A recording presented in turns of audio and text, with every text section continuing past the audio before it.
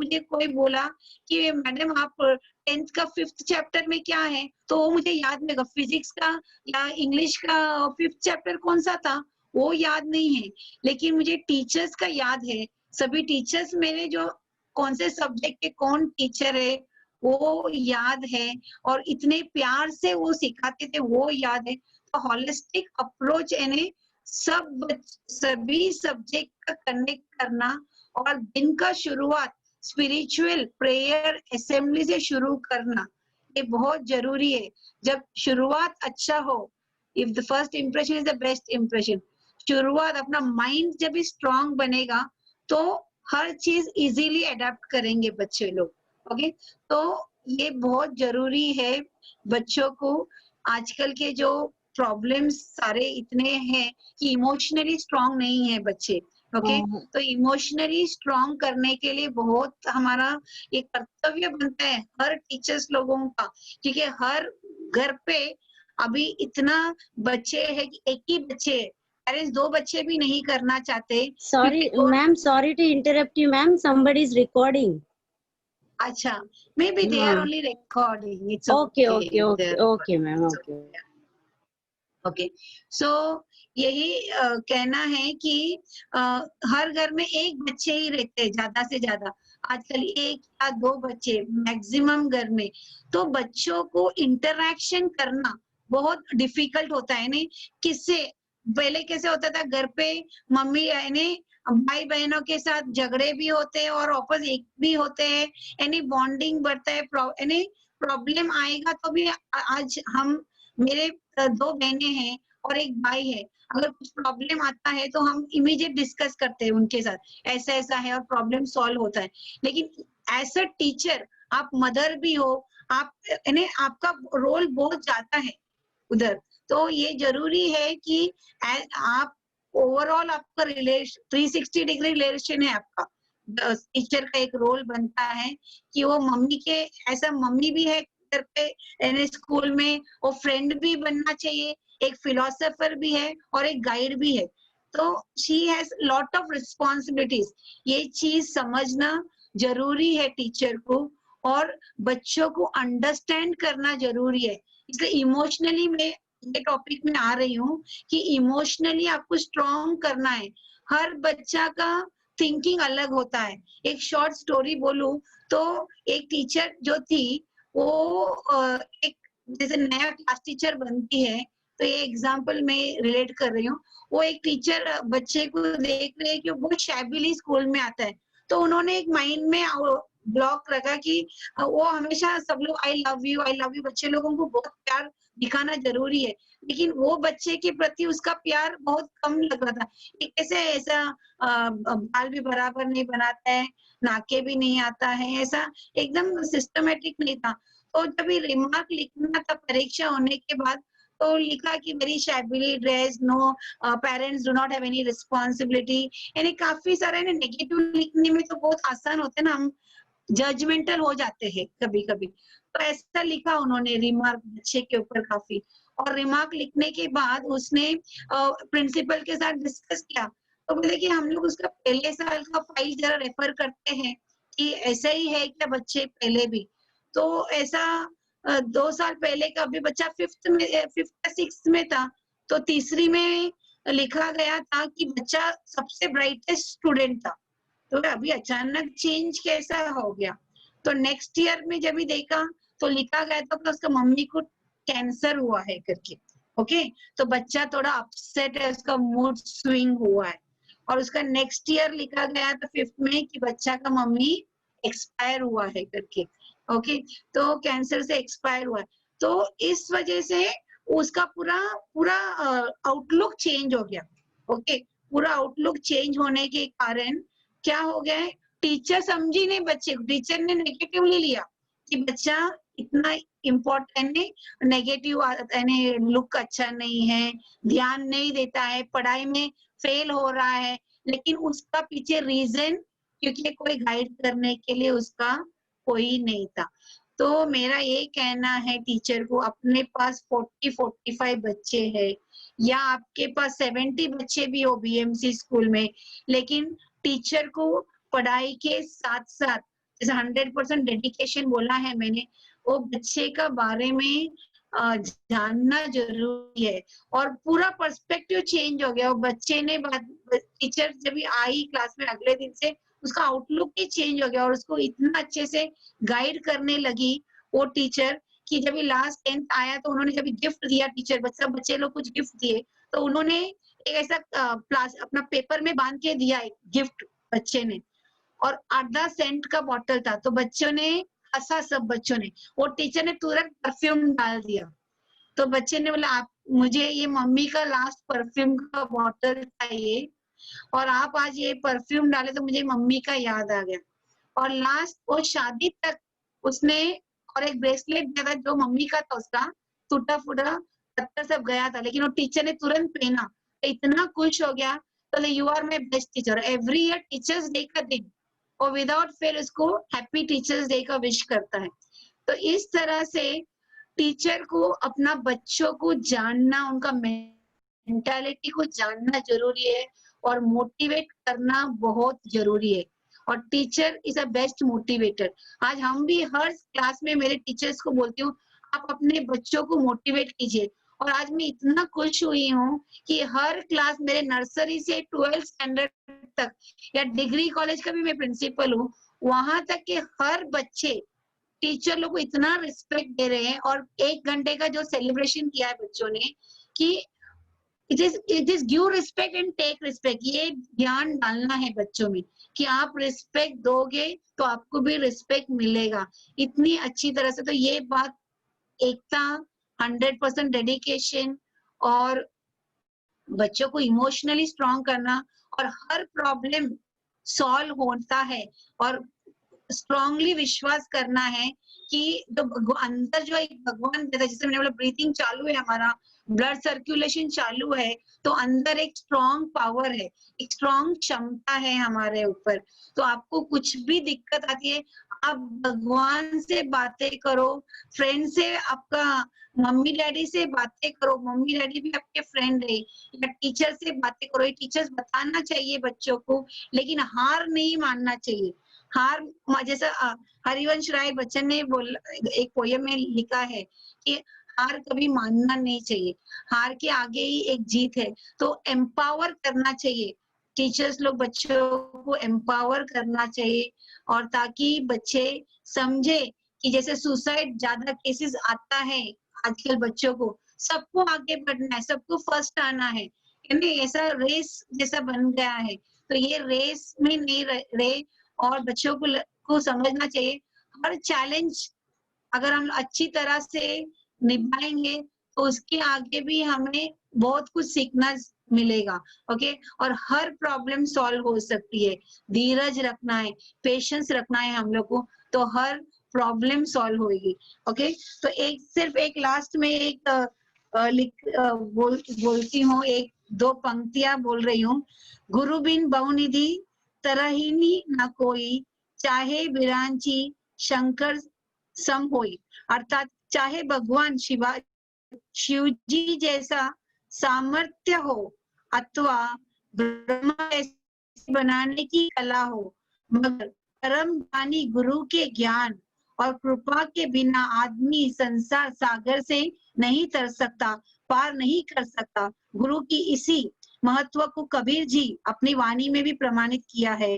गुरु गोविंद दो कड़े काके लागो पाए, बलिहारी गुरु आपने गोविंद दियो बलाए बताए। ओके, इस इसके गुरु का इतना इम्पोर्टेंस है। ओके, भगवान ईश्वर जी भी बोलते हैं कि गुरु का बहुत ही इम्पोर्टेंस है, और हम भी हर कार्य करने से पहले हमारे गुरु को याद करते हैं, क्योंकि उनके आशीर्वाद के बिना, और माता पिता भी हम स्कूल में सिखाते, माता पिता आपके पहले गुरु है, कि उनके चरणों का आशीर्वाद मिलना जरूरी है। और हमारे स्कूल मुंबई में होने के बावजूद, कांदिवली महावीर नगर में है, जहाँ पॉश एरिया, लेकिन हर बच्चे टीचर्स का पैर छुएंगे एग्जाम जाने से पहला, एग्जाम के पहले भी हम लोग प्रेयर्स रखते हैं। 10वीं का एग्जाम हो, प्रेयर्स करते हैं और बच्चों को ये ज्ञान देते हैं कि spiritual question is also equally important. Spiritually strong होना बहुत जरूरी है, क्योंकि in every adversity there is opportunity. यानी हर प्रॉब्लम भी आए, उसमें एक अपॉर्चुनिटी है। हर चुनौती में एक एग्जाम्पल में वो देख के खत्म करूंगी मेरी स्पीच।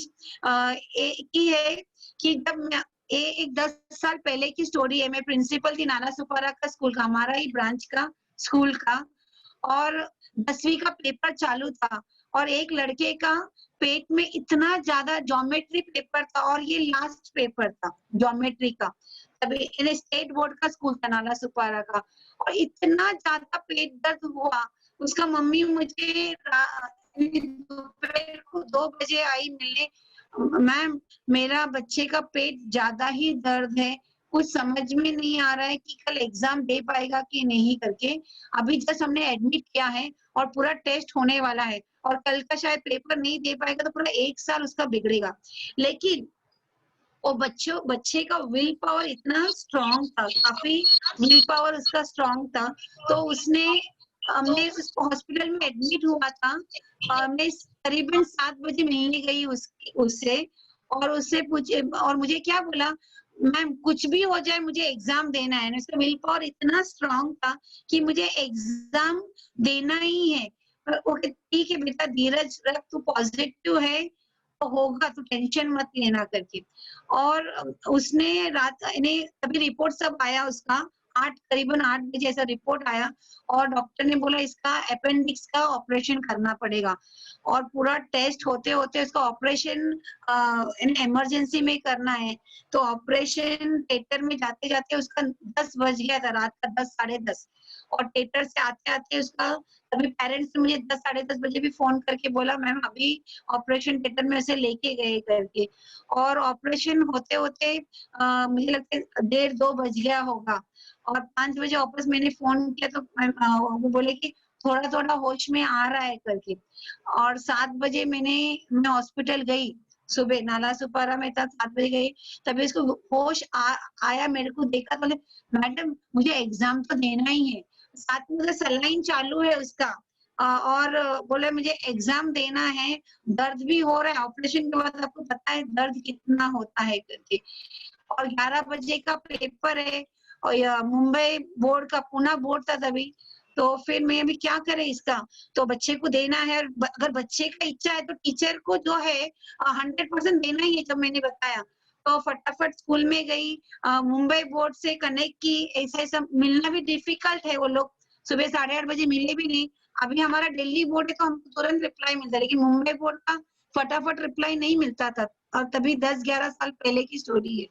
और उसको फोन किया तो एक मैडम ने उठा, बोले ऐसा ऐसा प्रॉब्लम है, बच्चे को एग्जाम देना है। तो बोले हमारा मुंबई बोर्ड में फैसिलिटी नहीं है कि वो बच्चा हॉस्पिटल में आके लिखे, ऐसा प्रोविजन नहीं है मुंबई बोर्ड का।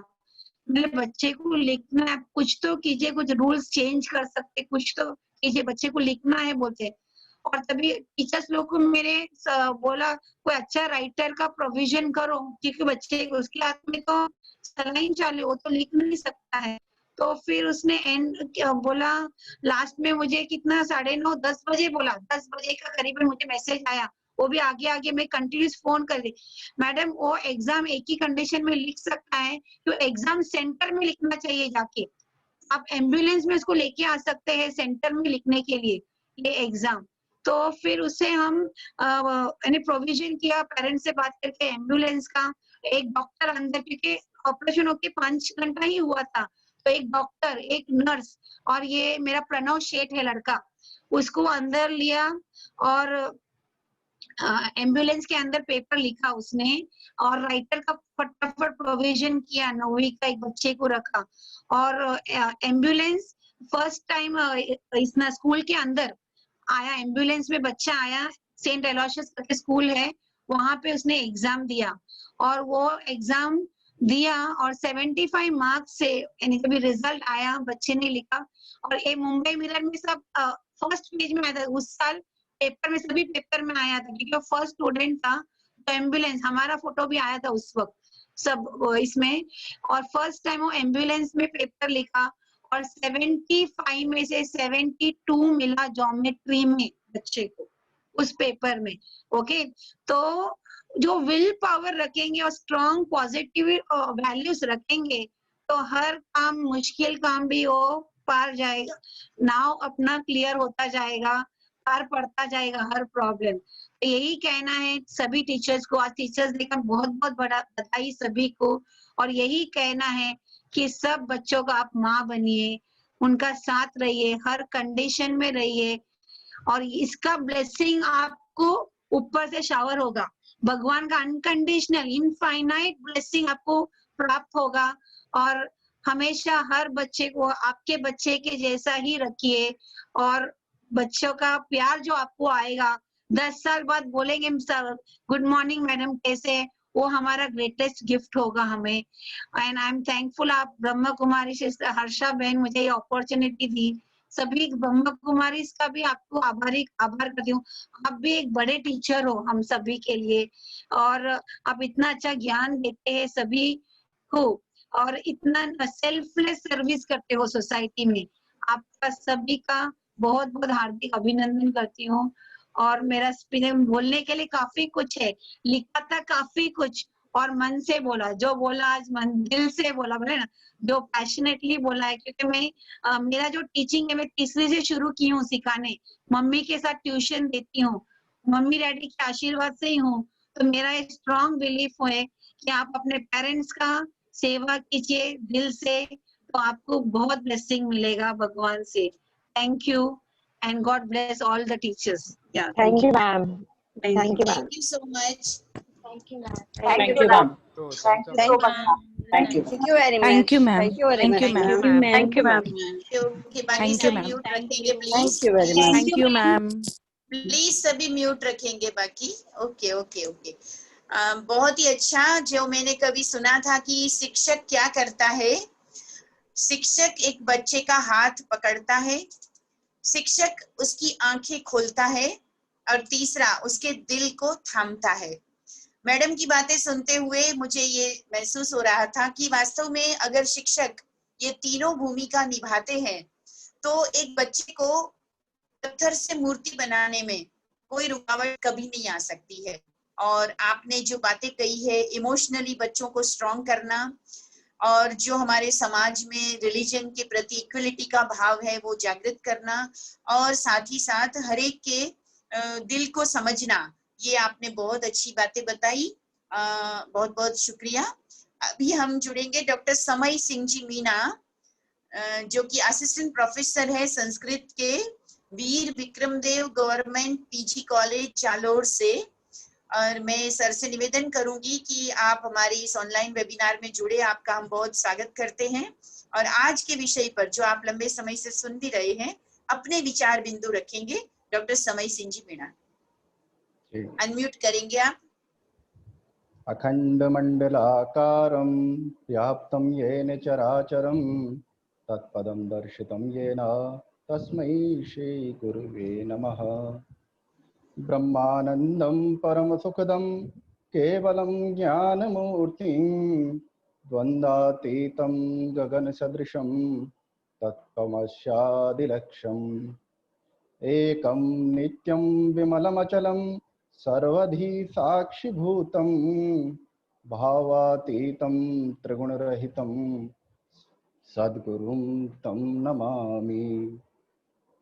परम आदरणीय आरपी गुप्ता साहब, को coordinator educational wing Mount Abu, सम्मान्य डॉक्टर अरुण जी दवे साहब, प्रोफेसर भीनमाल कॉलेज, सम्मान्य बहन डॉक्टर रेशमा हेगड़े, प्रिंसिपल मुंबई से, सम्मान्य बहन B K Gupta ji, Rajyoga teacher Bhinmal, और जिन्होंने मुझे आप सभी विद्वज्जनों के समक्ष मुखातिब होने का अवसर दिया, बहन वी के रंजू जी, राजयोग टीचर जालोर, साथ ही इस अंतरजाल माध्यम से जुड़े हुए समस्त प्रबुद्ध जन व शिक्षकगण। आज हम जिनके महनीय चरित्र को याद करने के लिए हम सब एकत्रित हुए हैं, जिनके कार्यों और उन्नत विचारों के कारण यह दिन शिक्षक दिवस के रूप में मनाया जाता है, ऐसे महान व्यक्तित्व के धनी भारत के भूतपूर्व राष्ट्रपति डॉक्टर सर्वपल्ली राधाकृष्णन जी को मैं सादर नमन सर करता आपका हूं। माइक थोड़ा नजदीक लेंगे। साथ ही संपूर्ण शिक्षक वर्ग को भी मैं नमन करता हूं, जिनके कारण हमारा राष्ट्र गुरुता के शिखर पर रहा है। आज इस विचार गोष्ठी का जो विषय है, राष्ट्र के पुनर्निर्माण में शिक्षकों का योगदान। यहाँ पर जैसा मैं समझता हूँ, राष्ट्र और पुनर्निर्माण, इन दो शब्दों पर थोड़ा विचार कर लिया जाए। मेरी दृष्टि में एक ऐसा जनसमूह जो एक भौगोलिक सीमाओं, समान धारणाओं, भावनाओं, विचारों में बंधा हो, साथ ही जिसकी पारस्परिक एकता के सूत्रों में बंधने की ललक भी हो, उत्सुकता भी हो, वह राष्ट्र कहलाता है।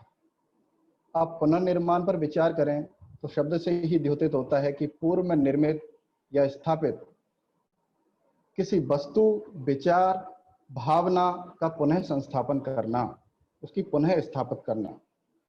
राष्ट्र के संबंध में हम यूं कह सकते हैं कि आज व्यक्ति के अंदर, समाज में जो राष्ट्रीय भावना की कमी आई है, जो देशभक्ति का ह्रास हुआ है, उस राष्ट्रीय भावना की जो विस्मृति हुई है। सर आपको माइक थोड़ा नजदीक रखना पड़ेगा, आपकी आवाज थोड़ी सी कम हो जा रही है। ये ऐसे रखिए। जी जी मैम। तो हम उसको पुनः जागरूक करें, याद दिलाएं, ताकि जो देश को, हमारे राष्ट्र को जो बांटने की जो शक्तियां लगी हुई हैं, हमारे देश को खंड खंड करने की जो बात करते हैं, उनको करारा जवाब दिया जा सके। जब हमारे देश का एक आम नागरिक, एक सामान्य व्यक्ति भी कह उठेगा कि यूना मिस्र रोमा सब मिट गए जहां से, बाकी मगर है अब तक नामो निशा हमारा, नामो निशा हमारा। अर्थात जब व्यक्ति स्वयं से ऊपर राष्ट्र को रखना शुरू कर देगा, तब हम वास्तविक राष्ट्रीय भावना की उपस्थिति को महसूस करेंगे। इस राष्ट्रीय भावना के पुनर्निर्माण में शिक्षक की महती भूमिका होती है, यह निसंदेह है।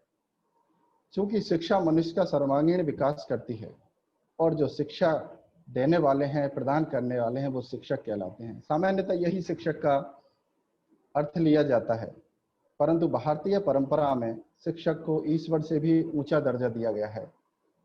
कहा भी गया है कि राम कृष्ण ते को बड़ो, तिन्हों तो गुरु कीन, तीन लोक के ये धनी, गुरु आज्ञा आधीन।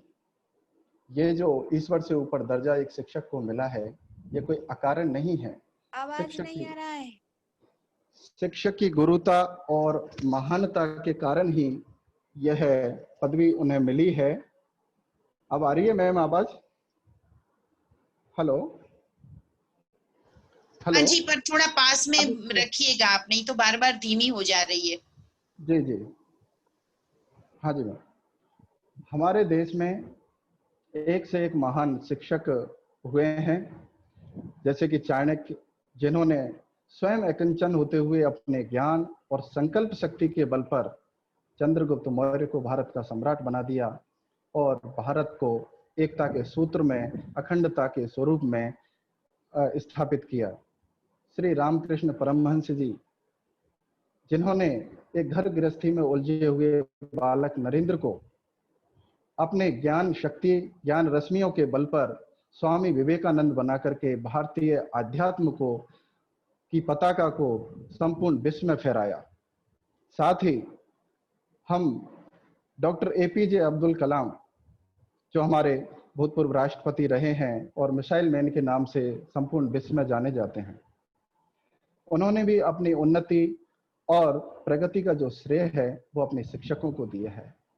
उनके जो प्राथमिक शिक्षक थे इयादुराई सोलोमन, उनसे वो बेहद प्रभावित थे और उनके दी हुई शिक्षा पर वो आजीवन चले। इस प्रकार हम समझ सकते हैं कि शिष्य में जो बीज रूप में जो प्रतिभा छुपी होती है, सुषुप्त रूप में जो प्रतिभा छुपी होती है, उसको एक विशाल वृक्ष का रूप देने में शिक्षक की महती भूमिका होती है। हम विचार करते हैं कि बीज ज्यादा से ज्यादा क्या कर सकता है? एक चींटी का पेट भर सकता है, लेकिन यदि उसको उचित अवसर दे दिया जाए, उसको विकसित होने का एक उर्वरकता पूर्ण माहौल दे दिया जाए, तो वह न केवल फल फूल और छाया देकर अनेक पशु पक्षियों को आश्रय प्रदान करता है, बल्कि अपने जैसे असंख्य वृक्षों को उत्पन्न करने की शक्ति उसमें समाहित हो जाती है।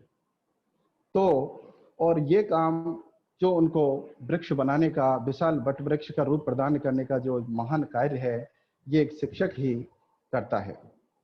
इससे स्पष्ट हो जाता है कि मनुष्य को समाज के लिए जो अधिकाधिक उपयोग बनाने का जो काम है, वो एक शिक्षक ही करता है, क्योंकि वह अपने विद्यार्थी के अंदर जो निहित दोष हैं, जो कमियां हैं, उनको दूर करके और उनमें सद्गुणों का संचार करके उनको एक सुयोग्य नागरिक बनाता है। कहा भी गया है, गुरु कुमार घट शिष्य है, गढ़ गढ़ काढ़े खोर। एक शिक्षक शिष्य की जो सुषुप्त प्रतिभा है उसको जागृत करता है।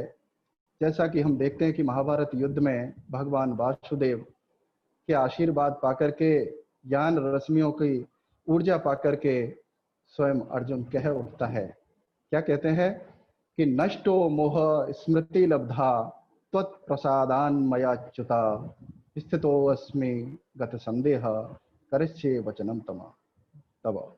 हे वासुदेव, मेरा मोह नष्ट हो गया, मैं अब अपने कर्तव्य पर अग्रसर हूँ।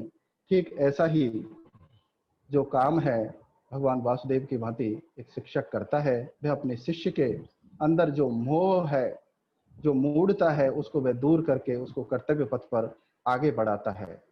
ठीक इसी प्रकार जब हम देखते हैं कि सीता जी की खोज में हनुमान जी जाते हैं, तब उन्हें अपनी शक्तियों का भान नहीं रहता है, लेकिन जब उन्हें जामवंत जी जैसे योग्य सलाहकार मिलते हैं तो वे स्वयं पर्वताकार रूप धारण कर लेते हैं।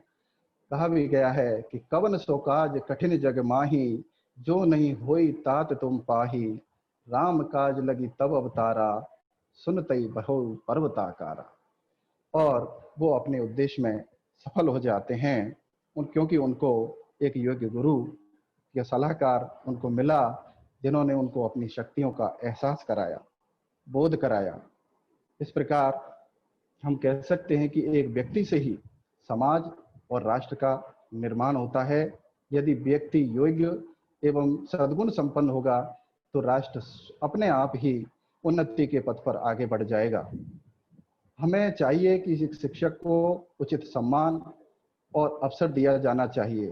प्राय देखा जाता है कि हमारे समाज में जब भी कुरीतियों से कोई शिक्षक लड़ता है तो उसे समाज के साथ साथ प्रशासन से भी लड़ना पड़ता है, क्योंकि समाज के अंदर जो रूढ़ियां बैठी हुई है उनको दूर करने में महान संघर्ष करना पड़ता है, जिसको समाज सहज रूप में स्वीकार नहीं कर पाता। उसके लिए उन्हें असाध्य प्रयत्न करने पड़ते हैं। तो उन्हें शिक्षकों को चाहिए कि बहुत ही सम्मान और आदर के साथ उनको सहयोग दिया जाए। हम शिक्षक को भारतीय समाज का निर्माता या शिल्पकार ऐसे ही नहीं कहते। उन्होंने समय समय पर अपने आचरण और व्यवहार के द्वारा हमें यह सिद्ध किया है, क्योंकि वह स्वयं जलकर अपने स्वयं को तपा करके वह दूसरों को प्रकाशित करता है।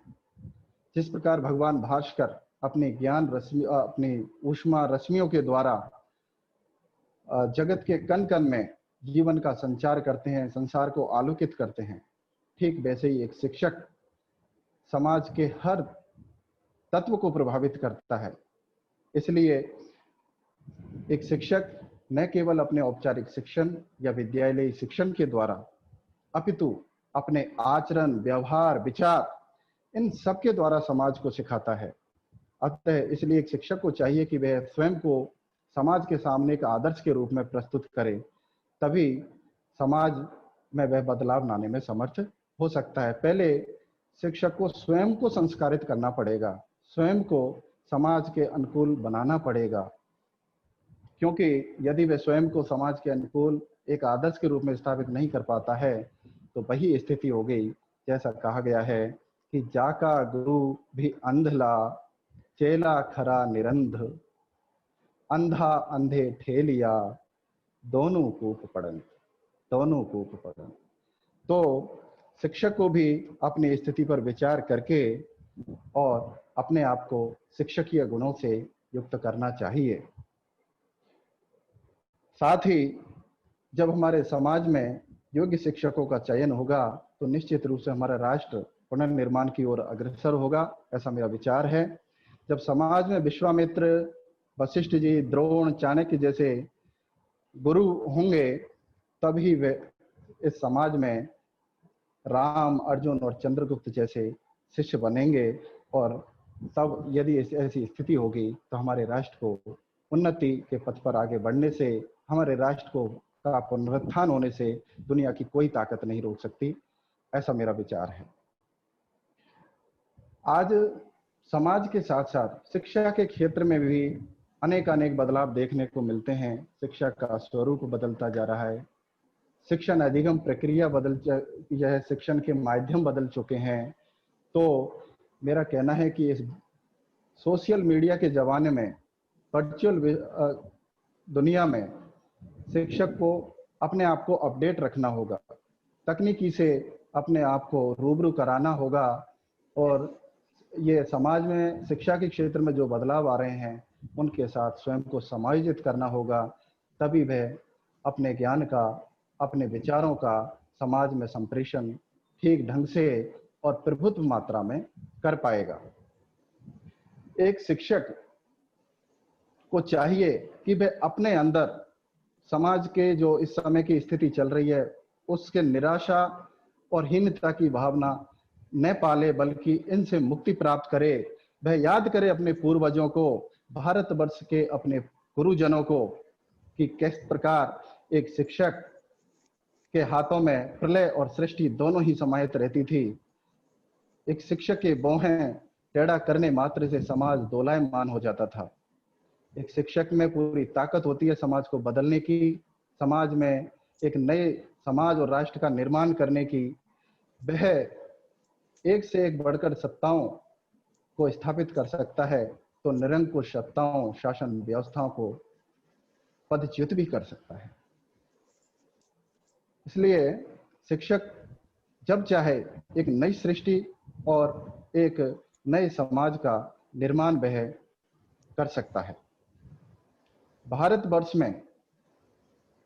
भारतवर्ष के लिए जो विश्व गुरु की पदवी मिली है, संपूर्ण भारतवर्ष को विश्व गुरु कहा जाता था, तो इन शिक्षकों की महानता और गुरुता के कारण ही भारतवर्ष संपूर्ण विश्व में विश्व गुरु के नाम से जाना जाता रहा है। और यह सब होता था हमारी शिक्षण व्यवस्था, हमारी मूल्यपरक शिक्षाओं, जिसमें अभी मेरे से पूर्व पहले वक्ताओं ने कहा कि आध्यात्मिक पुट शिक्षा में बहुत आवश्यक है। तो हमारे जो शिक्षकों ने अपनी पूरी शक्ति के साथ हमारे समाज को संस्कारित किया, सम्मानित किया और पूरे विश्व में विश्व गुरु का दर्जा दिलाया। इसी हकीकत और वास्तविकता को पहचान करके जो विदेशी आक्रांताएं हैं, उन्होंने हमारी शिक्षण व्यवस्था को, शिक्षण संस्थाओं को और पुस्तकालयों को जलाया। और आज भी षड्यंत्र पूर्वक हमारी युवा पीढ़ी को मूल्यपरक शिक्षा से वंचित किया जा रहा है। उन्हें धन लोलुप बना करके राष्ट्रीय भावना एवं संस्कारों से काटा जा रहा है। फिर भी ऐसी स्थिति में भी हमारे शिक्षकों को हिम्मत नहीं हारनी चाहिए। उन्हें पूरी तरह सजग और दायित्ववान शिक्षक के रूप में अपनी भूमिका निभानी चाहिए और विद्यार्थियों को समाज व राष्ट्र के प्रति जवाबदेह बनाने का उन्हें प्रयत्न करना चाहिए, ऐसा मेरा मंतव्य है। क्योंकि गुरु होने के लिए किसी विशिष्ट योग्यता की आवश्यकता नहीं, जो भी उचित मार्गदर्शन करने में सक्षम हो वही गुरु है। जीवन में हर जगह यदि हमारी सजग हैं इंद्रियां, तो हमें हर जगह गुरु मिलेंगे, उपलब्ध होंगे। क्योंकि एक शिक्षक आजीवन स्वयं शिक्षार्थी भी रहता है और शिक्षक भी रहता है। उसे हमेशा सीखने की जो हमारी ललक है उसको बनाए रखना चाहिए। क्योंकि कहा भी गया है, गौरवाद गुरु रुच्यते, अर्थात एक गुरु जिसमें गुरुता है, सदगुरुता है, वह गुरु कहने के लिए योग्य है। क्योंकि हम देखते हैं कि एक साधु के इंगित मात्र से, इशारे मात्र से एक डाकू वाल्मीकि ऋषि बन जाते हैं।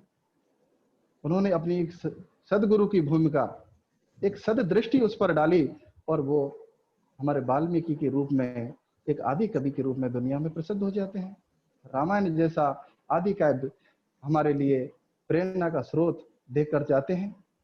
इसी प्रकार महात्मा बुद्ध के आशीर्वाद से एक अत्याचारी हत्यारा जो अग्निमाल है वो संत बन जाते हैं और पूरा उनके जीवन की जो दिशा है वही बदल जाती है।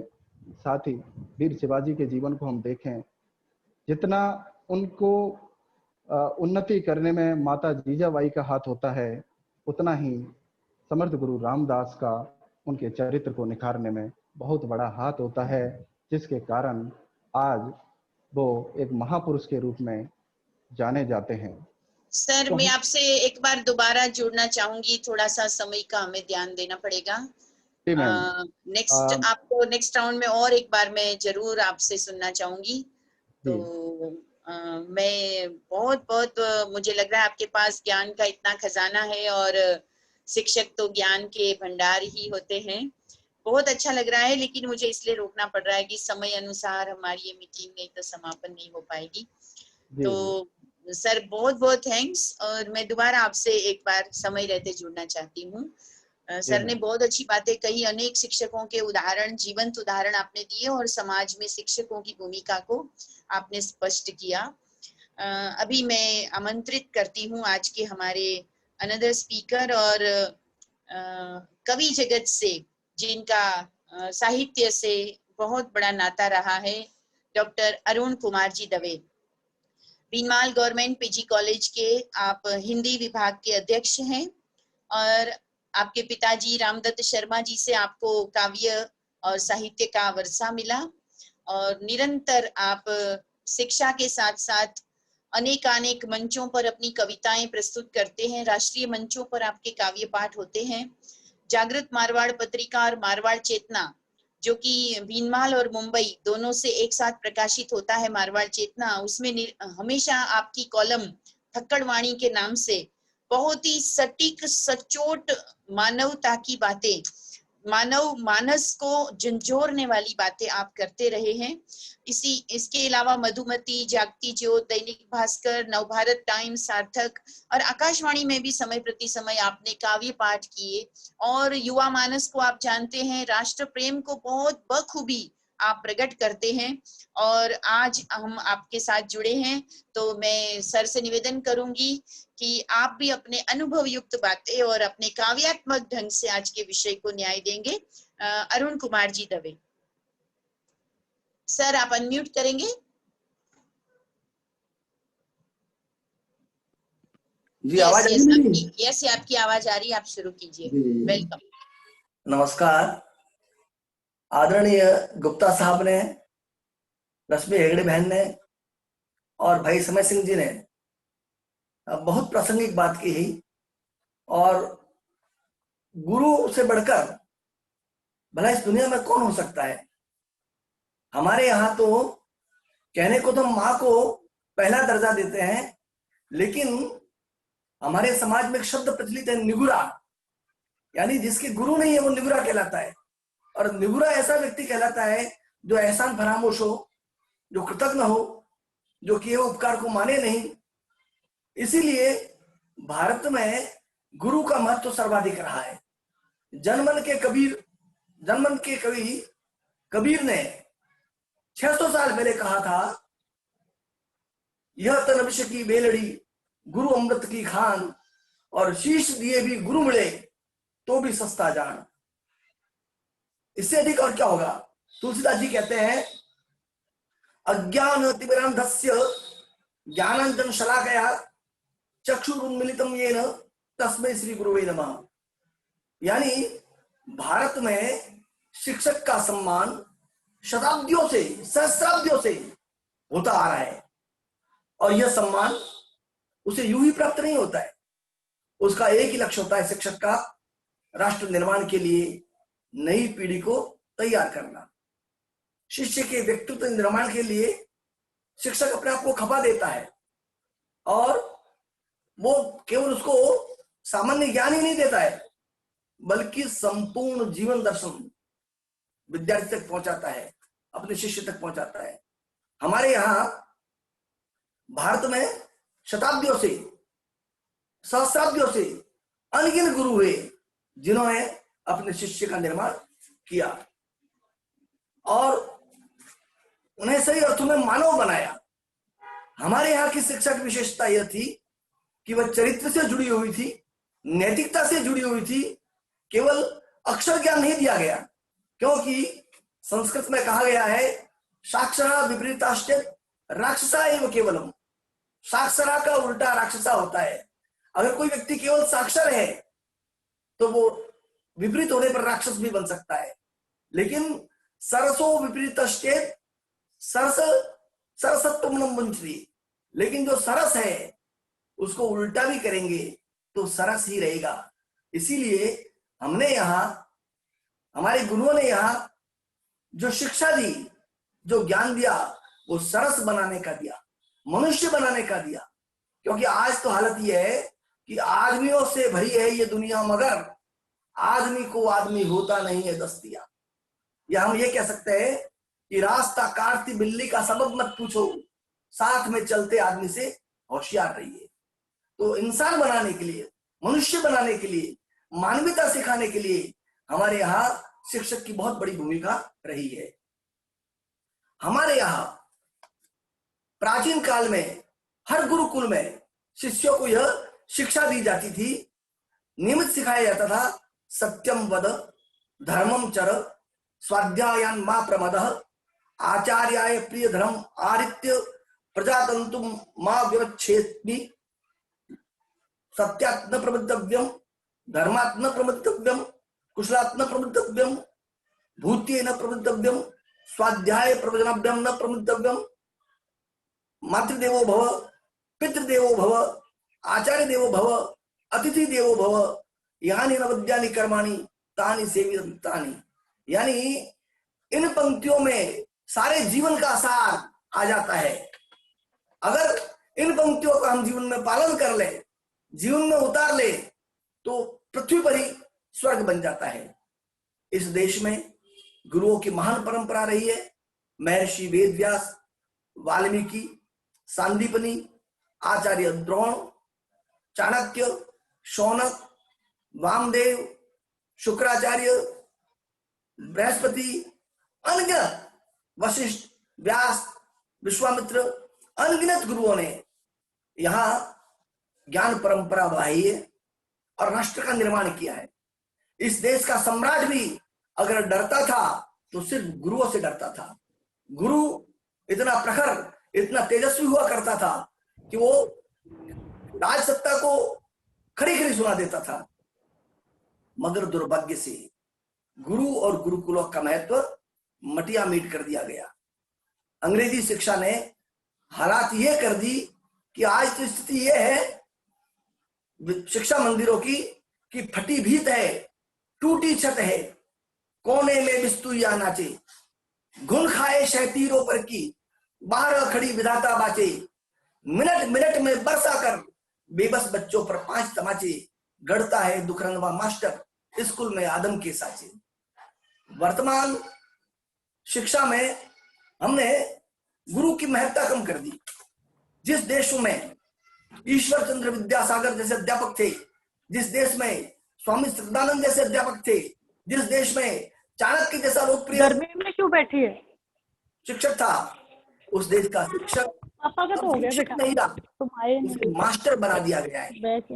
और मास्टर इसलिए बना दिया गया कि आज शिक्षा का उद्देश्य केवल नौकरी रह गया है, बालक को पूर्ण मानव बनाना नहीं रह गया है।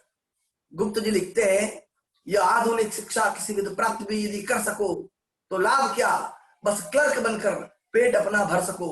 लिखते रहोगे सिर झुका, सुन अफसरों की गालियां, तो दे सकेगी रात को 2 रोटियां घर वालियां। बस नौकरी का ही हेतु बनाए। अकबर इलाहाबादी बहुत जोरदार बात कहते हैं, हम क्या कहे अहबाब क्या, कार्य नुमाया कर गए, ये हुए नौकर हुए, पेंशन मिली, फिर मर गए, बस ये हमारा जीवन हो गया। और ध्यान ही नहीं था कैसे हो गया। जिस शिक्षक के कंधों पर राष्ट्र निर्माण का दायित्व था, शिक्षक को केवल शिक्षा के लिए, केवल व्यक्तित्व निर्माण के लिए छोड़ना था, वहां आज सियासत ने शिक्षक को नचैया बना दिया है। मैंने स्वयं ने वर्षों पहले एक कविता लिखी थी कि शिक्षक बने नचैया रे भैया, शिक्षक बने नचैया, राजनीति के मकड़ जाल में करते ताता थैया, शिक्षक बने नचैया। और काम क्या है?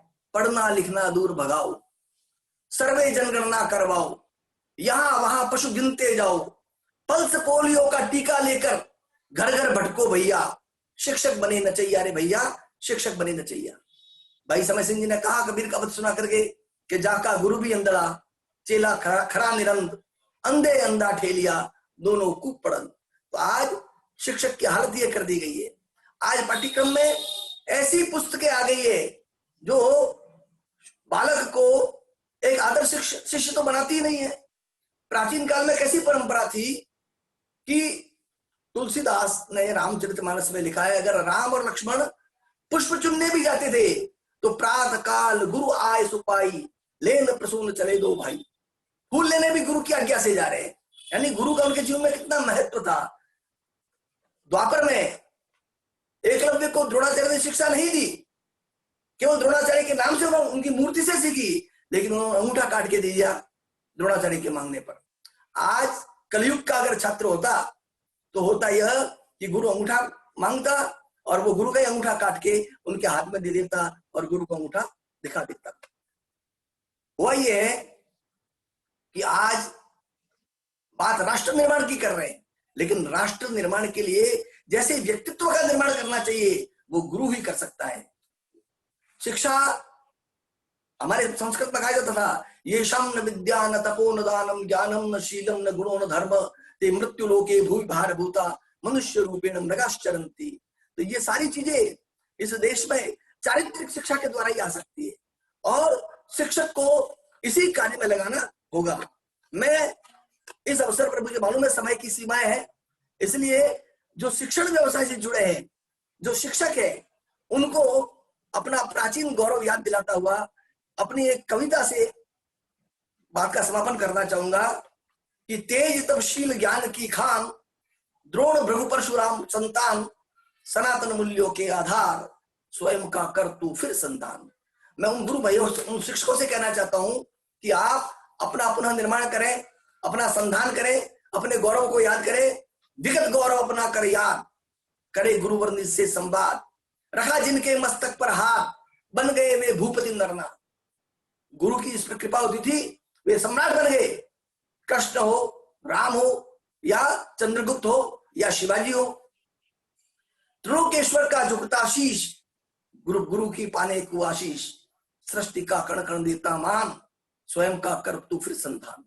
इसलिए गुरु हो, आप अपना वापस संधान करो, अपने आप को पहचानो। कैसे गुरु थे? पर्ण कुटिया कंटकमय सेज, भाल में भाषित भास्कर तेज। पर्ण कुटिया कंटकमय सेज, भाल में भाषित भास्कर तेज, प्रकुटी में दाहक अनल प्रचंड, चित्त में व्याप्त अनादि अनंत, चक्षुओं में भूगोल खगोल, जानवी की उर में हिल्लोल, ऋचाए मंत्र साम के गान, स्वयं का कर फिर तू संधान। हे गुरु, अपने आप को वापस पहचान। कर्म में लीन सदा निष्काम, इस देश का गुरु निष्काम था, कर्म में लीन था, कर्म में लीन सदा निष्काम, साध्य था राम अकिंचन दाम। पैसों का भूखा नहीं था गुरु। उस काल का गुरु जो था वो ये था कि वो मल्लाहों का मुता के जिनको पार उतरना है, हम उनमें हैं, जो खुद किश्ती डुबो गई मंझधार में। गुरु उस परंपरा का था। इसलिए कर्म में लीन सदा निष्काम, साध्य था राम अकिंचन दाम, क्षुद्रतम अहंकार से दूर, ज्ञान की गरिमा से भरपूर, धर्म के मूर्तिमान अवतार, स्वयं का कर तू फिर संधान। तजा तप त्याग शील जप याग, इन सारी चीजों को गुरुओं ने छोड़ दिया।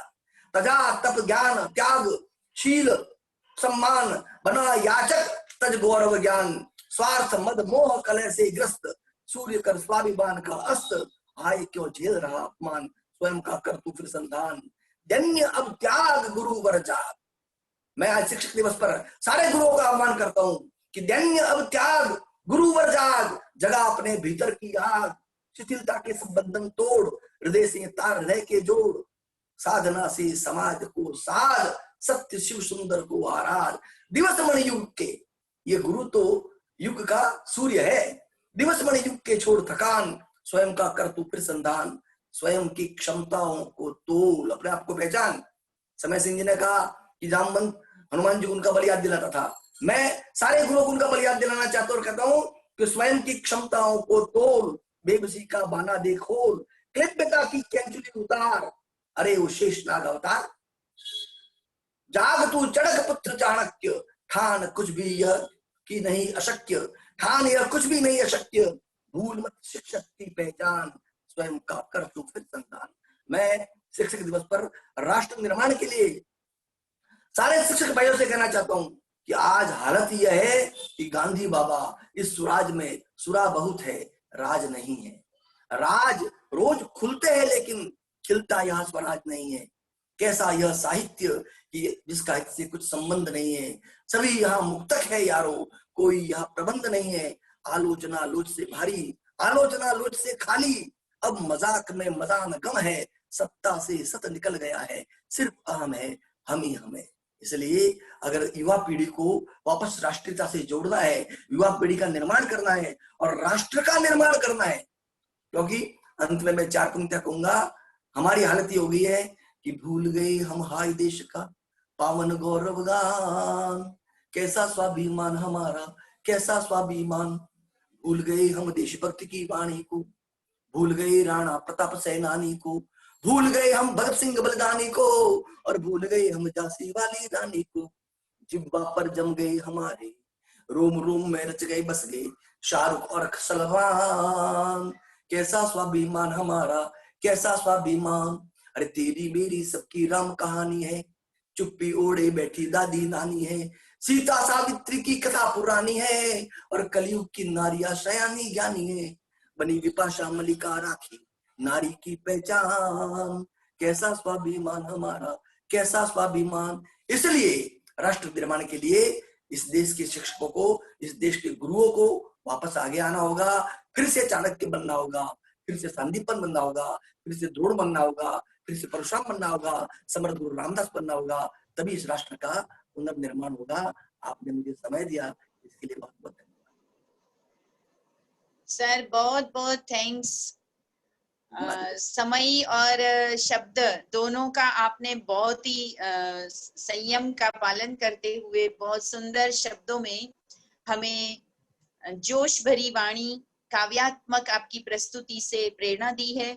शिक्षकों का आपने आह्वान किया है, आपने ईश्वर चंद्र विद्यासागर की बात की, आपने अनेक अनेक ऐसे विशिष्ट शिक्षक और गुरुजनों को याद किया।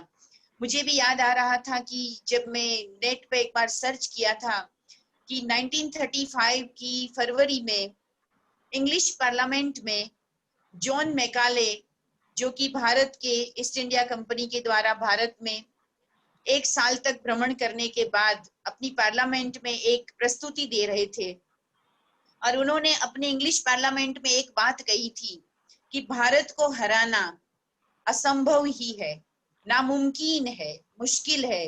तब उनके और सांसदों ने कहा कि आप उसकी वजह बताइए। तो उन्होंने कहा था कि भारत एक ऐसा स्वाभिमानी देश है जहां कोई भी चोरी नहीं करता, कोई भीख नहीं मांगता, किसी के घर में ताले नहीं लगते, और हर बच्चा जहाँ का शिक्षित है, और ऐसी जो देश है उसको कभी भी हम नहीं हरा सकते। ये 1835 का भारत था, लेकिन कहीं ना कहीं सर, मैं आज सभी शिक्षकों को ये कहना चाहूंगी कि हमारी शिक्षा पद्धति को बदल दिया गया, और हमने कोट पेंट वाली सज्जनता जिसको कही जाती है, ऐसा जेंटलमैन, हमने उसी को मान लिया, और बच्चों को बचपन से ही वो जो मूल बातें थी वो नहीं सिखा पाए, और इसीलिए आज चोर, भिखारी और सभी प्रकार की गतिविधियां हमारे देश में भी शुरू हो गई। आज इतनी पढ़ाई हो रही है, इतनी डिग्रीज इनायत की जाती है, जो गांधी जी ने कहा था कि अगर स्कूल कॉलेज खुलेंगे तो जेल बंद हो जाएगी, लेकिन जेलों में भी जगह नहीं है। पढ़े लिखे लोग भी बहुत अपराध कर रहे हैं, और शातिर दिमाग चला रहे, तब दुख होता है कि बचपन में तो उनको भी शिक्षकों ने बहुत मूल्यों की बातें बताई होगी, पर ऐसी क्या बातें हैं कि जो वो जीवन भर उन मूल्यों पर चल नहीं पाते हैं। समाज की व्यवस्था में ऐसे कौन से आकर्षण है कि जो मूल्यों को भुलाकर उन आकर्षणों की तरफ ले जाते हैं। आपने बहुत अच्छी बातें हमको कही है, मर्मस्पर्शी, लेकिन एक बार, इसलिए मैंने विषय ये चुना कि राष्ट्र के पुनर्निर्माण की घड़ी है, फिर से एक बार सतयुग धरा पर लाना है, फिर से श्री राम और श्री कृष्ण की राजधानी को लाना है। तो इसके लिए हम आप सबसे कहेंगे कि आप शिक्षक अपने अनुभवों से, अपने शिक्षकों के द्वारा, पत्र पत्रिकाओं में आपके लेखों के द्वारा, स्वयं के आचरण द्वारा ऐसी क्रांति पुनः लाएं, क्योंकि आप ही से समाज को अभी भी आशा है। मुझे पूरा विश्वास है कि ज्ञान और शिक्षा ही है जो समस्त अंधकार को दूर कर सकती है। तो मैं दोबारा आपका धन्यवाद करते हुए मैं भ्राता आर.पी. गुप्ता जी उनकी ओर मुड़ती हूँ और उनसे पूछना चाहती हूँ कि भाई साहब, आज के दौर में कुछ चंद शब्दों में आप इस वेबिनार के सार के रूप में बताएं कि हम कौन सी ऐसी क्रांति लाएं जिससे पुनः मूल्यों का प्रतिस्थापन हो। मंदिरों में जड़ मूर्तियों की प्रतिष्ठा बहुत हो रही है, लेकिन चैतन्य मूर्तियां प्रकट हों, हर जीवन मंदिर समान हो, हर घर मंदिर बने, वो हम कैसे कर सकते हैं? उसके लिए हम क्या करें? शॉर्ट में, लेकिन आप इस वेबिनार के मैसेज के रूप में आपसे हम सुनना चाहेंगे। Doctor RP. गुप्ता जी, भाई साहब, वेलकम। ओम शांति।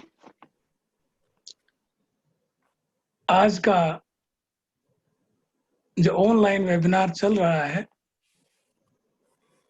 बहुत अच्छा चल रहा है, लेकिन इस मौके पर लास्ट में एक दो बात मैं कहना चाहता हूं जिससे शिक्षा में वो गति आ जाए जो बहन जी ने कहा कि सतयुगी दुनिया को हम ला सकें। प्यारे शिक्षकों, आप शिक्षा देते हैं, इसमें कोई शक नहीं, बहुत अच्छा पढ़ाते हैं, इसमें भी कोई शक नहीं, लेकिन आपके द्वारा दी गई शिक्षा वो अधूरी रहेगी जब तक उसमें वैल्यूज और स्पिरिचुअलिटी, मूल्य और आध्यात्मिकता को आपने जोड़े। इसकी सरकार से आप अपेक्षा ना रखें कि आध्यात्मिकता को वो सिलेबस में लाएगी। ये हमें खुद करके दिखाना है, उसमें ज्यादा समय लगेगा। इससे फायदा क्या होगा कि बच्चों में जो नकारात्मकता है वो खत्म हो जाएगी, जो उद्दंडता है वो खत्म हो जाएगी और वो एक अच्छे नागरिक बनेंगे। उसमें जो पहले मैंने कहा था कि क्लास में 1 मिनट डीप साइलेंस में उनको बैठाएं, उनका ध्यान जो भटकता है उसको आप डाइवर्ट करें। दूसरा जो बहुत इंपॉर्टेंट है, जब आप क्लास में एग्जाम्पल्स देते हैं, एग्जाम्पल्स तो देने होते हैं आपको, लेकिन उसको आप आध्यात्मिकता से जोड़ दें। जैसे न्यूटन का 3rd लॉ है, action and reaction same and opposite. जो भी आप करते हैं उसका रिएक्शन भी उतना ही होता है। अगर एक बॉल को दीवार पर मारेंगे तो वो दीवार से टकराकर आपके पास आएगी, जितनी तेजी से मारेंगे उतनी तेजी से आएगी। ये तो क्लास में एग्जाम्पल देते हैं साइंस वाले, लेकिन इसको और थोड़ा सा बढ़ा दें, आध्यात्मिकता के साथ जोड़ दें और उसको कहें कि आप जो लव देंगे तो उसके बदले में आपको लव मिलेगा। अगर आप दूसरे को घृणा करेंगे तो उसके बदले में घृणा मिलेगी। अगर आप किसी को दुख देंगे तो उसके बदले में आपको दुख मिलेगा। अगर आप किसी से प्रेम करेंगे तो उसके बदले में आपको प्रेम मिलेगा। तो इससे बच्चों के अंदर एक जागृति आएगी कि जो हम दे रहे हैं वही हमें मिल रहा है वापसी में, तो इसलिए हमें अच्छी चीज देनी चाहिए। और जब आप अच्छी चीज देंगे तो फिर वो एक अच्छे नागरिक बन जाएंगे। एक एग्जाम्पल, और ये हर फील्ड के लोग दे सकते हैं। जैसे कॉमर्स वाले हैं, वो डेबिट और क्रेडिट वहां पर देते हैं।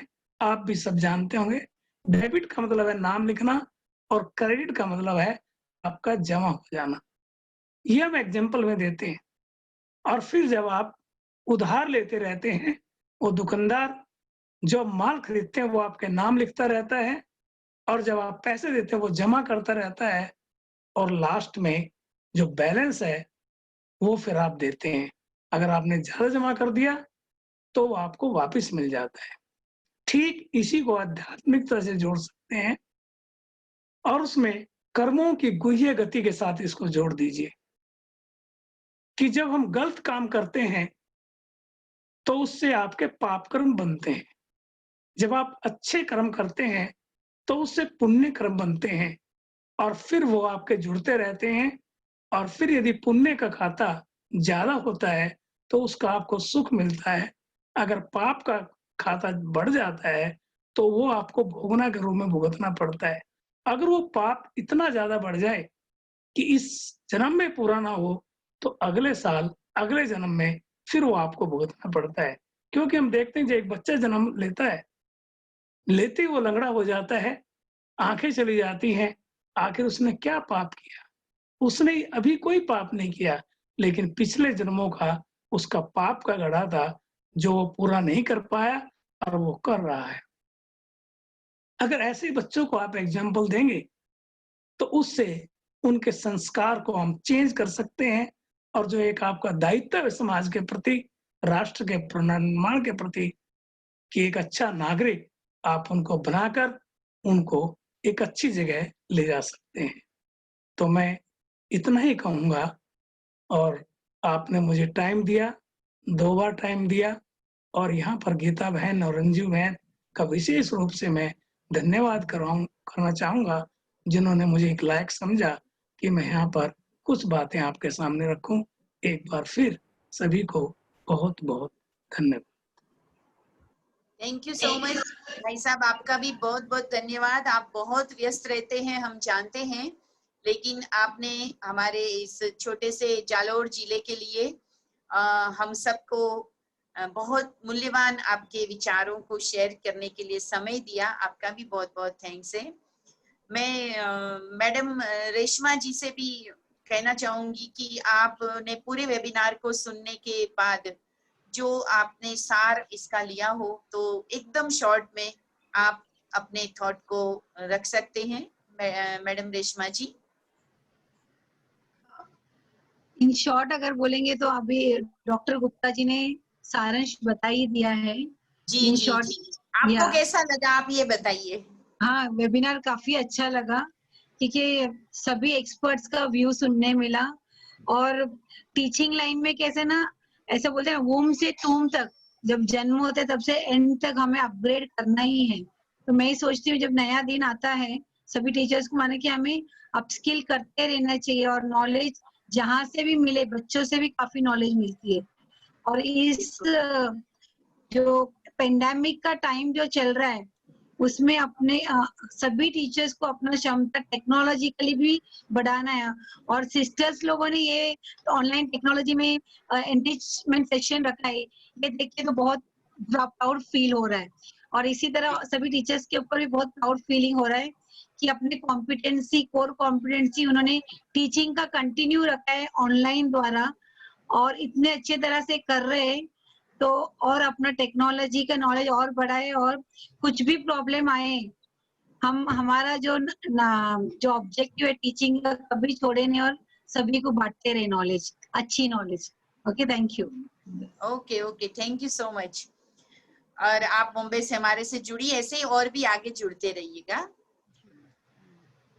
मैं एक सवाल उत्पन्न थोड़ा सा हुआ है, वो जरा सा हमारे डॉक्टर समय सिंह जी के सामने भी रखूंगी कि हम कभी कभी स्टूडेंट्स के सामने जब पुरानी बातें करते हैं कि पुराने समय में टीचर ऐसे होते थे, गुरुकुल ऐसे होते थे, अच्छा लगता है, लेकिन वो कहते हैं कि ये पुरानी बातें हो गई।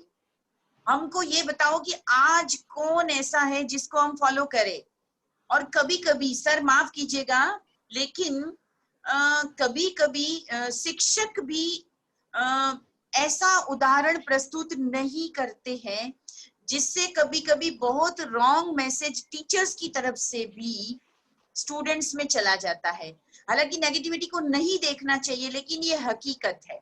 अगर एक स्टूडेंट के सामने एक टीचर गुटखा खा रहा है, कुछ ऐसी वैसी वीडियो देख रहा है, या और कोई उसकी फैशन परस्ती से कुछ गलत मैसेज जा रहा है, तो आजकल बच्चे इतने स्मार्ट है और मैं कहूंगी बहुत अच्छे हैं कि वो आपके शब्दों को तो सुनते ही है, रट्टा मार के नंबर भी ले लेते हैं, लेकिन उससे ज्यादा वो आपको देखते हैं, वो आपके स्माइल को, आपके फेस को, आपकी बॉडी लैंग्वेज को, आपका कहाँ अटेंशन है, और ओवरऑल भी आप पूरे दिन में कहाँ होते हैं, क्या करते हैं, उन पर भी वो नजर रखते हैं। इसलिए नहीं, परंतु वो कुछ सीखना चाहते हैं।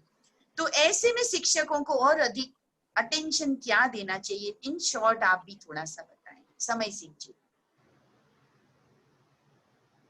जी दीदी, मैं आपकी बात से पूरी तरह सहमत हूँ, क्योंकि थोड़ा आवाज। क्योंकि शिक्षक बुद्धिजीवी है, वह शब्दों की खेती करता है, और शब्द जो है वो ब्रह्म है, कभी नष्ट नहीं होता। एक बार ब्रह्मांड में गया, वह एक समय निश्चित रूप से लौट के आता है, जैसा कि सर ने अभी न्यूटन के नियम से हमें बताया था। तो इसमें मैं ये कहना चाहूंगा कि शिक्षक को चाहिए कि वह सबसे पहले आत्मानुशीलन करे। जैसा आपने कहा था कि पूर्वजों की भांति आचरण नहीं करते, बिल्कुल ऐसे उदाहरण हैं। और शिक्षक एक कोई सामान्य व्यक्ति नहीं है समाज का, वह एक विशिष्ट व्यक्ति है, और शिक्षक भी स्वयं को वेतन भोगी न समझे। वह समाज का एक बहुत ही जिम्मेदार व्यक्ति होता है, और उसके हर आचरण, हाव भाव, पहनावे, विचार सब सीधे सीधे समाज को प्रभावित करते हैं। तो सबसे पहले मैं यही कहूंगा कि शिक्षक आत्मानुशीलन करे, अपने आप को एक शिक्षक के रूप में स्थापित करे। यदि वह ऐसा करके बोलेगा तो निश्चित रूप से बच्चों पर उसका असर होगा। नहीं तो आज की पीढ़ी ऐसी है जो मुंह पर ही पलट के बोलती है, वह कहती है कि सर आप ऐसा नहीं कर रहे हैं, हमें तो आप बता रहे हैं। मैं आपकी बात से बिल्कुल सहमत हूं। तो स्वयं शिक्षक को अपने आप को शिक्षक बनाना पड़ेगा। वह इसको केवल एक वेतन भोगी न समझ के, इसको एक सेवा भाव से, शिक्षा को शिक्षक वृत्ति न करके शिक्षा को जीना पड़ेगा, तभी हमारे देश का उद्धार होगा। तो यहाँ पर मैं फिर से अपने शब्दों को दोहराना चाहूंगा कि समाज में यद्यपि अनेक जो हो सकते हैं जो अपने कर्तव्य का पालन नहीं करते, लेकिन अधिकांश शिक्षक अपने कर्तव्य का बखूबी पालन करते हैं। आदिकाल से लेकर आज तक राष्ट्र के पुनर्स्थान में शिक्षकों का योगदान रहा है, आज कर भी रहे हैं और आगे भी रहेगा। तो मैं अंतिम मेरी पंक्ति है कि हम करें राष्ट्र आराधन, हम करें राष्ट्र आराधन, तन से, मन से, धन से, तन मन धन जीवन से, हम करें राष्ट्र आराधन। आप सभी आयोजकों को मेरी ओर से हार्दिक बधाई। आप लोगों ने मुझे मौका दिया, सादर आभार। और मेरे से सभी जो वक्ता हैं वयोवृद्ध हैं, अनुभव वृद्ध हैं, ज्ञान वृद्ध हैं, तो यथामति मैंने मेरे मति के अनुसार जो विषय मैं आप लोगों के समक्ष प्रस्तुत कर पाया हूँ। तो यदि कोई, थैंक यू सो हाँ, मच। इसलिए धन्यवाद आपको, बहुत बहुत धन्यवाद सर आपको। एक बात और सर मैं जुड़ना चाहती हूँ हमारे अरुण जी भाई साहब से। आप बहुत ही सचोट बात करते हैं और बहुत ही जमाने को परखते हैं, युवाओं के साथ कॉलेज में रहते हैं और बहुत सी परिस्थितियों का आप सामना करते हैं। तो मैं एक बात कहना चाहती हूँ कि युवाओं के अंदर जो आज अनेक प्रकार की, जैसे पिछली हमने व्यसन मुक्ति की वेबिनार में भी आपसे सुना था कि नशे की प्रवृत्ति आदि बढ़ रही है, और कभी कभी शिक्षकों के अंदर भी ये चीजें दिखाई देती है, तो उनसे कैसे वो बचना चाहिए। और एक चीज और के जब कोई पढ़ाई करके ग्रेजुएशन कर लेता है तो सबसे पहले उसकी एक जो प्रायोरिटी होती है, लक्ष्य होता है माँ बाप का भी, कि मेरा बेटा इंजीनियर बने, डॉक्टर बने। अच्छा, कभी कभी ऐसे बोलते हैं कुछ नहीं तो शिक्षक बन जा। तो ये शिक्षक भी कभी कभी अपने बच्चों से ऐसे कहते हैं। तो क्या शिक्षक के व्यवसाय को और थोड़ा सा प्राउड फील हो हर एक को, ऐसा नहीं मानना चाहिए? क्योंकि आप तो स्वयं मूर्तिकार है, आप तो कितने ही डॉक्टर्स और कितने इंजीनियर्स बना देते हैं, लेकिन आप चाहते हैं कि आपका बेटा इंजीनियर बन जाए, डॉक्टर बन जाए। इस पवित्र व्यवसाय में और कैसे जान भरी जाए, थोड़ा सा उस पर लेते हुए सर आप अरुण जी अपनी बात कहेंगे शॉर्ट में। अनम्यूट करेंगे, अनम्यूट करेंगे पहले। जी दीदी, आवाज आ रही जी है? जी, हाँ मैं जी, हाँ जी, आपकी बोलिए। बात से बिल्कुल सहमत हूँ। दरअसल जब तक शिक्षक को पुराना गौरव नहीं मिलेगा, हम जानते हैं कि वर्तमान दशा के लिए जितना छात्र जिम्मेदार है, समाज जिम्मेदार है, उतना ही शिक्षक भी जिम्मेदार है। क्योंकि राजस्थान में एक कहावत है, बोका तो उंदरा, हरियोड़ो धान, जेड़ा गुरु बेड़ा जजमान। हालत ये हो गई है। आपने कहा हम केवल अतीत का गुणगान करते हैं, बात सही है। और हम केवल कहते रहे कि बहु वीर थे वो, सुबट्ट थे वो, रणधीर थे वो, क्या कौन थे वो, कि बाप के बाप के बाप के बाप के बाप हमारे। आप कौन है कि हम तो हैं? तो इससे काम नहीं चलेगा।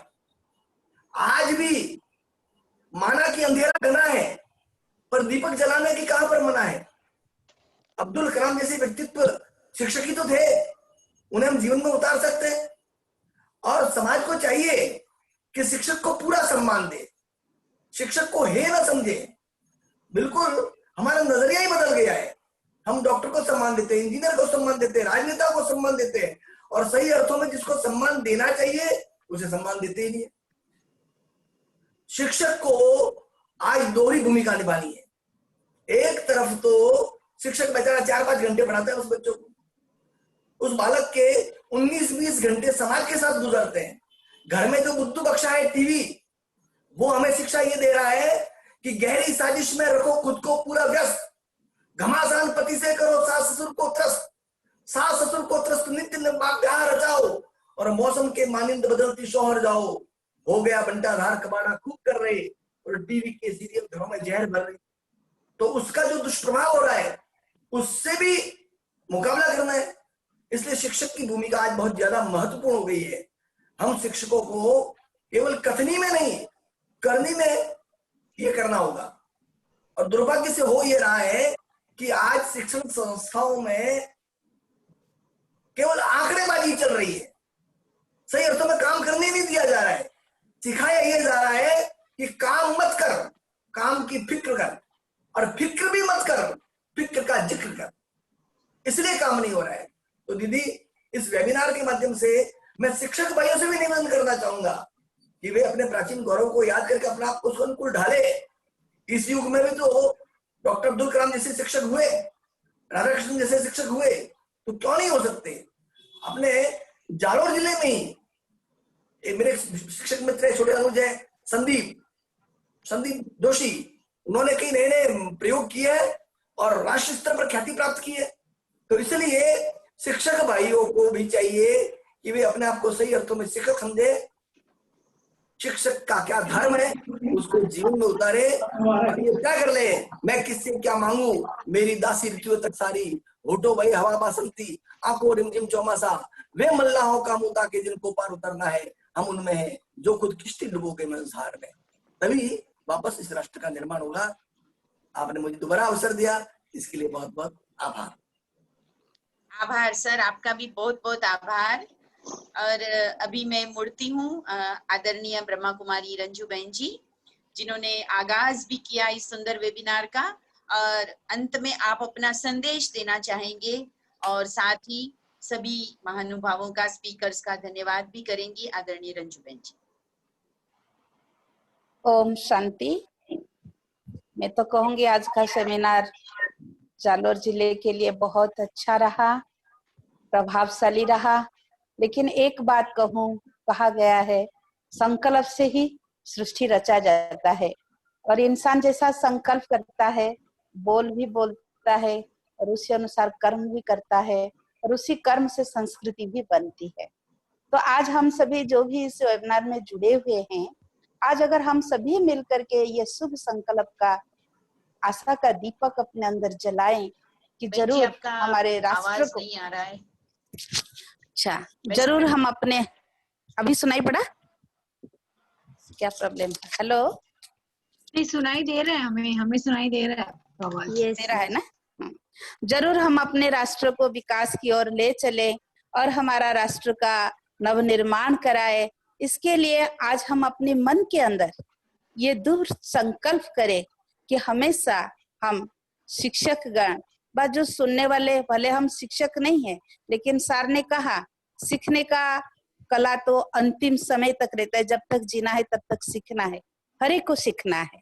तो अगर हम इसी भावना से हर एक के प्रति, अपने प्रति, हमारी समाज के प्रति हमारे एटीट्यूड को चेंज करें, नेगेटिव को ना देख करके हम उसकी पॉजिटिव को देखें, जैसे स्टूडेंट्स को इंस्पायर करते हैं, ऐसे हमारे साथी में जो रहते हैं उनको भी हम इंस्पायर करें कि भाई आपके अंदर ये पॉजिटिविटी है और आप इसको डेवलप करो, तो उसके नेगेटिविटी को नजरअंदाज करें। तो मैं समझती हूँ कि ये एक सहयोग होगा हमारी राष्ट्र निर्माण में और हमारे वातावरण को बनाने में, क्योंकि जितना हमारे एनर्जेटिक वाइब्रेशंस बनता है उतना हम दूसरों को एम्पावर कर सकते हैं, और वो एनर्जेटिक वाइब्रेशन हमारे थॉट से ही क्रिएट होती है। तो जितना हमारा संकल्प में प्यूरिफाई होंगे, शुद्धता आएगी, श्रेष्ठता आएगी, सदाचार होगी, उतना हमारा संकल्प का ऊर्जा, वो वाइब्रेशन, वो दूर दूर तक पहुंचेगी। तो आज इस प्रजापिता ब्रह्मा कुमारी ईश्वरीय विश्वविद्यालय का इस मिशन का जो लक्ष्य है कि फिर से हमारे राष्ट्र को, हमारे भारत को स्वर्णिम भारत बनाना, और उसका आधार है संकल्प, शुभ संकल्प, और उस शुभ संकल्प को सदा के लिए अपने जीवन में आधार बना करके चलने के लिए हमें यहाँ सहज योग, ज्ञान के साथ साथ ध्यान, मेडिटेशन सिखाया जाता है, जिसको हम राजयोग कहते हैं, जिसके लिए हम विवेकानंद को भी याद करते हैं, जिन्होंने पश्चिम भारत में राजयोग की पहचान कराया। तो वो सहज योग, राजयोग अगर सभी शिक्षकगण विद्यार्थी बन करके सीखने का संकल्प करें, पहले की स्टूडेंट अच्छे विद्यार्थी हम बनते तब अच्छे टीचर कहलाएंगे। तो मैं आज के दिन पर, शिक्षक दिवस पर, हम सभी शिक्षाविदों को ये दिल से निमंत्रण देती हूँ, आग्रह करती हूँ, जहाँ जिसको नजदीक है जरूर वो मेडिटेशन, राजयोग क्या चीज है जो हमें अंतर जगत की यात्रा सिखाती है, जो हमारे अंतर मन के अंदर उस प्रभु पिता परमात्मा की कैसे चिंतन करना है, कैसे अपने मन को कनेक्ट करना है, कैसे हमारे मन की बैटरी को रिचार्ज करना है, और जो source of energy, power, virtues, values, supreme power है, उनसे हम अपने जन्म सिद्ध अधिकार के रूप में, इनहेरिटेंस के रूप में वो वैल्यूज को परमात्मा से हम प्राप्त करें। तब हम एक आदर्श टीचर व रोल मॉडल के रूप में हम अपने बच्चों के सामने अपनी शिक्षा को दे सकते हैं। मैं तो मानती हूँ कि शिक्षक जो पढ़ाते हैं वो बच्चे 10% रिसीव करते हैं, लेकिन शिक्षक का जो आचरण है, जो उसका चरित्र है, उससे बच्चे 90% सीखते हैं, भले कितने भी सराउंडिंग कैसा हो। लेकिन मैंने देखा है जब हम लोग पढ़ाई करते थे तो उस समय में हमारी एक मैडम थी, वो गोल्ड मेडलिस्ट थी हमारे बीएससी में, मैथ में। तो मेरे को ध्यान है वो मैडम हमारी इतनी अम्बल थी, इतनी अम्बल थी। मैं उस समय में संजोग से सारे हमारे सब्जेक्ट के टीचर्स चले गए, प्रोफेसर्स के साथ जो भी स्टूडेंट्स थे, 6-7 थे मैथ में, ऑप्शनल में, सब चले गए, मैं अकेली रही। एक बार मेरी तबीयत खराब हुई, मैं नहीं आ पाई क्लास में। मैं हॉस्टल में रहती थी और मैं मेरे कमरे में थी। मेरी मैडम इतनी अम्बल थी तो आकर के मेरे कमरे में पहुंच गई कि रंजू क्या हुआ, आज क्लास में नहीं? क्योंकि मैं एक ही स्टूडेंट थी उस समय ऑनर्स में। तो मैंने कहा मैडम मेरी तबीयत खराब है। तो कोई बात नहीं, आके मिल के मेरे सर पे हाथ घुमा के फिर मिल के गए कि तू ठीक हो जाना, कल आके पढ़ाना, नहीं तो मैं यहीं पढ़ा दूं। माना इतने टीचर का जब दिल होता है ना बच्चों को पढ़ाने के लिए, मैं तो यही कहूंगी दिल की आवाज दिल तक पहुंचती है, दिमाग की आवाज दिमाग तक जाती है। तो आज टीचर के अंदर वो भावना आनी चाहिए कि एक एक बच्चों का भविष्य और हमारा राष्ट्र का भविष्य ईश्वर ने मेरे हाथ में दिया है, मुझे एक कार्य सौंपा है, तो जरूर मैं ईश्वर के साथ अपना मन बुद्धि को जोड़ूं और अपने आप को एम्पावर करूं और एक सुंदर समाज का निर्माण के लिए मैं सहयोग करूं। फिर भी हमारे सभी प्रभु स्पीकर्स बहुत सुंदर अपने अपने विचार रखे। आज के इस सेमिनार में मैं अपने विद्यालय की तरफ से, ईश्वरीय विश्वविद्यालय की तरफ से और हम बहनों की तरफ से, गीता बहन के तरफ से, पर्सनली अपनी तरफ से सभी का दिल से बहुत बहुत आभार मानती हूँ कि आज हमारा समय सफल हुआ और आप सभी का उपस्थिति से सभी को उमंग, उत्साह मिला, नई प्रेरणा मिली, नई जागृति मिली। तो इसलिए मैं आप सभी का बहुत दिल से आभार मानती हूँ। और विशेष करके हमारे साथ डॉक्टर गुप्ता जी बहुत सुंदर आज हमको इंस्पिरेशन दिए कि टीचर्स की वैल्यूज, 7 वैल्यूज क्या होनी चाहिए। हमारे मैडम रेशमा मैडम, उन्होंने भी अपना अनुभव का एक्सपीरियंस शेयर किए, बहुत अच्छा लगा। समय सिंह प्रोफेसर साहब, उन्होंने भी बहुत अच्छा उद्बोधन दिया। मैं तो देखा एक एक रत्न है, सब एक एक परमात्मा के अमूल्य रत्न हमारे साथ जुड़े थे। हमारे भिनमाल के प्रोफेसर साहब अरुण जी, वो भी बहुत सुंदर ओजस्वी भाषा में अपने उद्बोधन हम सभी को दिए, सबका दिल भर दिए। आगे के आगे ये सेमिनार और उनको मार्गदर्शन देगा, प्रेरणा देगा, ऐसा शुभ उम्मीद रखती हूँ। और लास्ट में मैं उस परम शिक्षक, परमेश्वर, परम पिता, शिव परमात्मा, भोले बाबा, शिव बाबा का बहुत बहुत दिल से थैंक्स करती हूँ, क्योंकि यह शुभ प्रेरणा मुझे उस परम शिक्षक से मिला।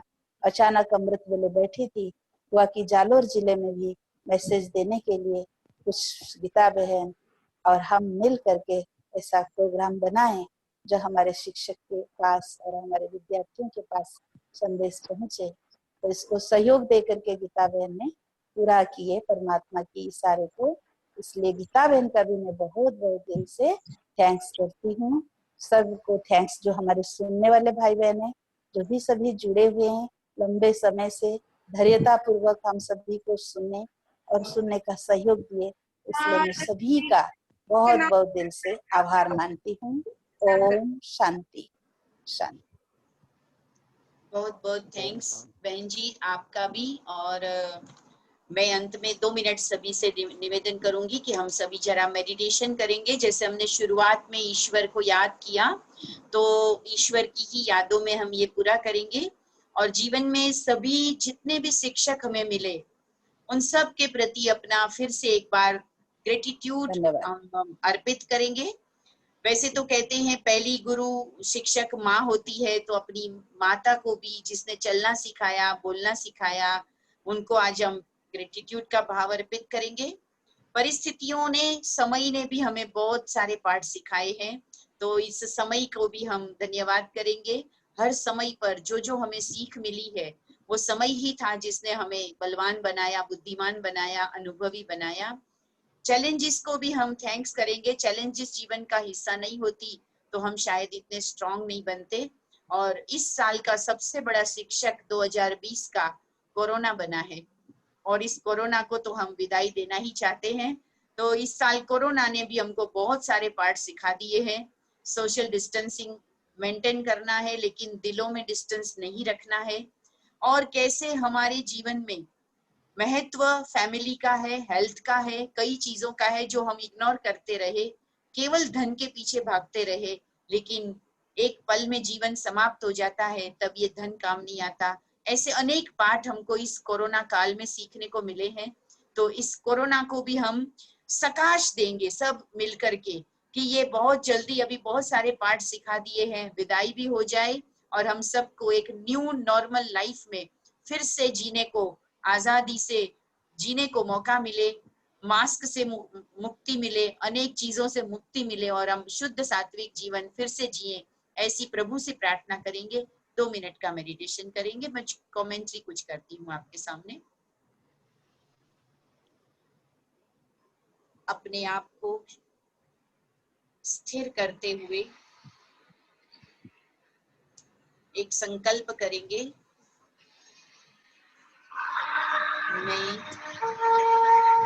एक शुद्ध आत्मा इस धरा पर आई, उत्तम मानव जन्म मिला,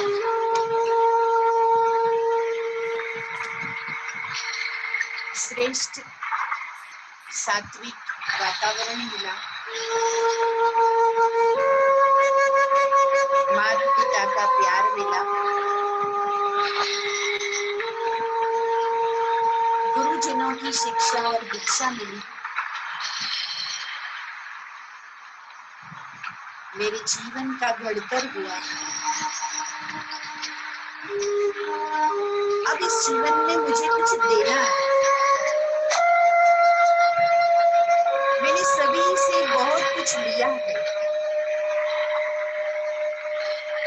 प्रकृति से भी लिया है, परमात्मा से भी लिया है,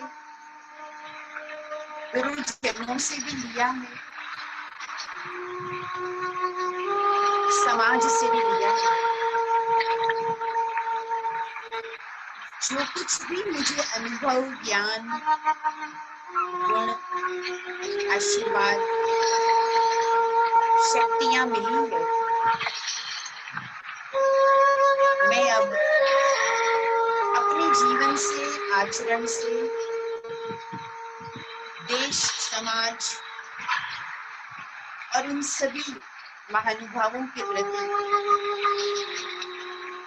अर्पित करूंगी अपनी भावनाएं, अपने श्रेष्ठ आचरण को। यह समाज फिर से सात्विक, सशक्त, सुंदर बने, सभी स्वस्थ हों, सभी सुखी हों, प्राणी मात्र में निर्भयता हो, सत्य धर्म की पहचान हो, परम शक्ति परमात्मा से सबका प्यार हो, सत्कर्मों में रुचि हो और ये संसार से सभी तमो प्रधानता का अंधकार दूर हो। ऐसी दिली व जान से आज ही नहीं, प्रतिदिन कुछ क्षण निकालकर साधना करेंगे। ये संकल्प के साथ इस वेबिनार को हम यहाँ समापन करते हैं। ओम शांति शांति शांति। धन्यवाद।